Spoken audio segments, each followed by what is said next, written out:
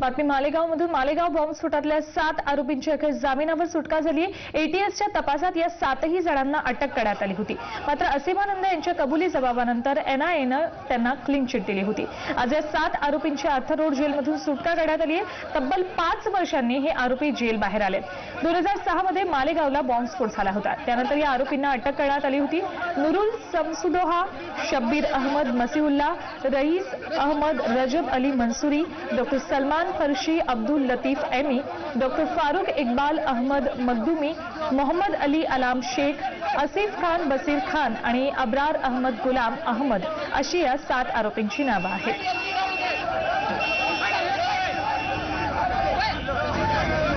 आज हमारे लिए खुशी का इसलिए दिन है कि 7 बेगुनाहों को जेल की कैदोबंद से रिहाई मिली है. इसके लिए मैं अल्लाह तबारक व तआला अज़्ज़ा वजल का शुक्र अदा करता हूँ कि उसने जमीयत उलमा महाराष्ट्र की कोशिशों को जुज़वी तौर पर कामयाब बनाया है. हमारी लड़ाई अभी जारी है. अभी इनकी सिर्फ रिहाई हुई है. हम आखिर वक्त तक इनका साथ देंगे. एक छोटासा ब्रेक घेतोय. पाहत रहा झी 24 तास. एक पाऊल पुढे. मालेगाव बॉम्बस्फोटातल्या 9 पैकी 6 आरोपींची आर्थर रोड तुरुंगातून मुक्तता करण्यात आली आहे, तर एकाची भायखळा तुरुंगातून मुक्तता केली आहे. मकोका विशेष न्यायालयाने या सर्वांची जामिनावर मुक्तता करण्याचे आदेश दिले होते. या सर्वांना भिंडी बाजारच्या जमाते उल उलेमा हिंद या संस्थेच्या कार्यालयात नेण्यात आलं होतं. या संस्थेतर्फे या आरोपींचा खटला लढवण्यात आला होता. तिथं पत्रकार परिषद भरवण्यात आली. या सर्व आरोपींची निर्दोष मुक्तता होईपर्यंत त्यांना सर्वतोपरी सहकार्य करण्याचं यावेळी संस्थेनं घोषित केलं.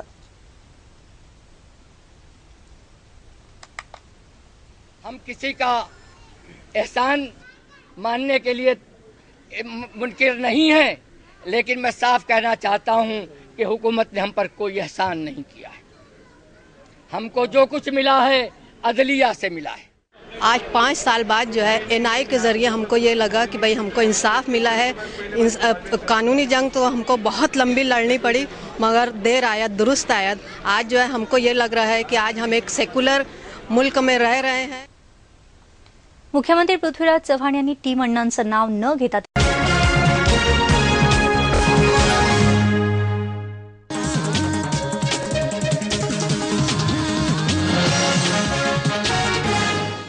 थोड्याच वेळापूर्वी आपण बघितले की मालेगाव बॉम्बस्फोट प्रकरणातील जे 7 आरोपी होते त्या 7 आरोपींची सुटका झालेली आहे. त्यांची पत्रकार परिषद सुरू. आपण थेट जाऊया पत्रकार परिषदेत.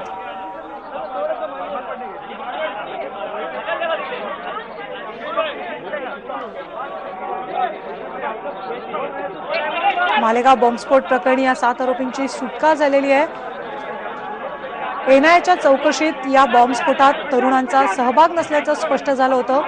मात्र गेले 5 वर्ष हे तरुण तुरुंगात होते आणि आज त्यांची सुटका झालेली आहे. 5 वर्षानंतर ते आर्थर रोड जेलच्या बाहेर आलेले आहेत आणि आता त्यांची पत्रकार परिषद सुरू होते थोड्याच वेळात. मालेगावमध्ये 2006 साली बॉम्बस्फोट प्रकरणात या तरुणांना अटक करण्यात आली होती.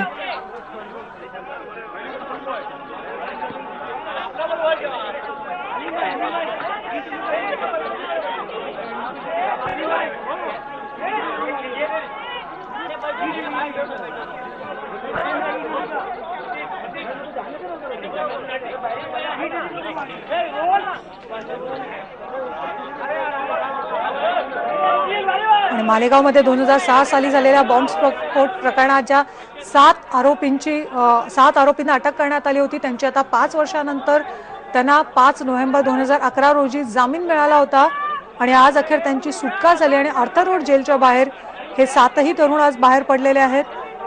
आपण बघितले 7 तरुण बाहेर आल्यानंतर त्यांचे जे नातेवाईक होते ते मोठ्या प्रमाणात या आर्थर रोड जेलच्या बाहेर जमले होते.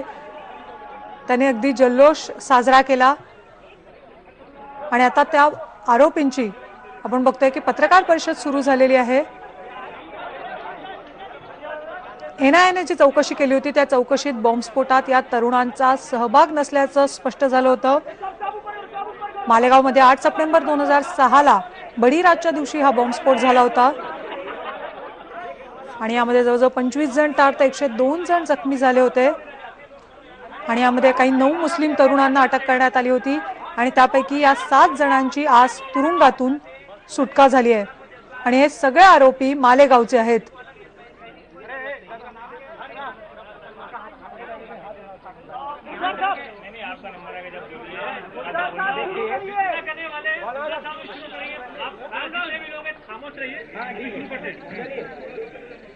साथियों पहले उनको जिनका तारुफ करा दीजिए।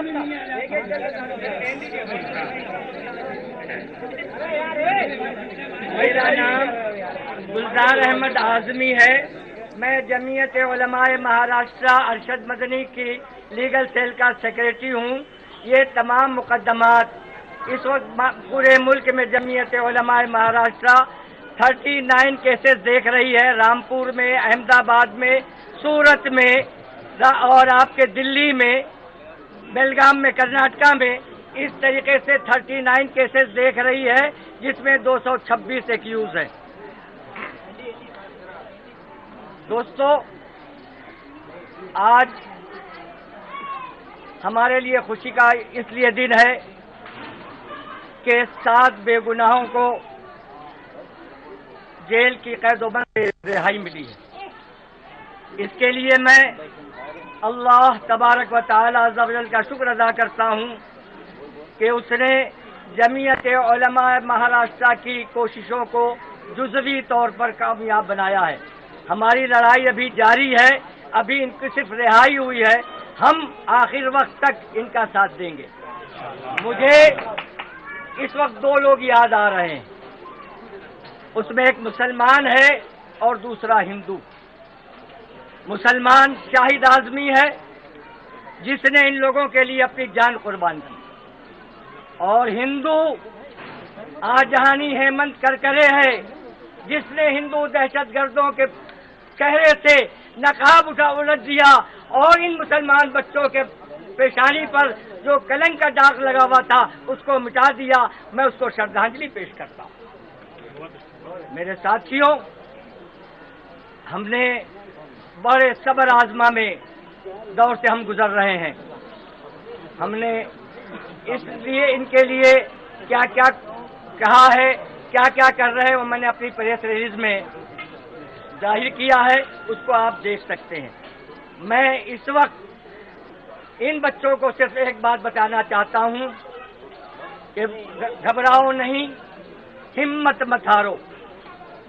मेरी जमात का जो परचम है उसमें एक पट्टी काली है और दूसरी पट्टी सफेद है। सफेद पट्टी हमको याद दिलाती है कि हमारे आका और मौला सल्लल्लाहु ताला अलैहि वसल्लम कैसे बेयार और मददगार मक्का से मदीना गए, और ये काली पट्टी हमको याद दिलाती है कि कैसे वो 9 हिजरी में फिर मक्का आए कामयाब होकर। इंशाअल्लाह ये गम के बादल छटेंगे और हमें फिर कामयाबी होगी। ये झंडा हमारा बताता है। मेरे दोस्तों, हम किसी का एहसान मानने के लिए मुनकिर नहीं है, लेकिन मैं साफ कहना चाहता हूं कि हुकूमत ने हम पर कोई एहसान नहीं किया है।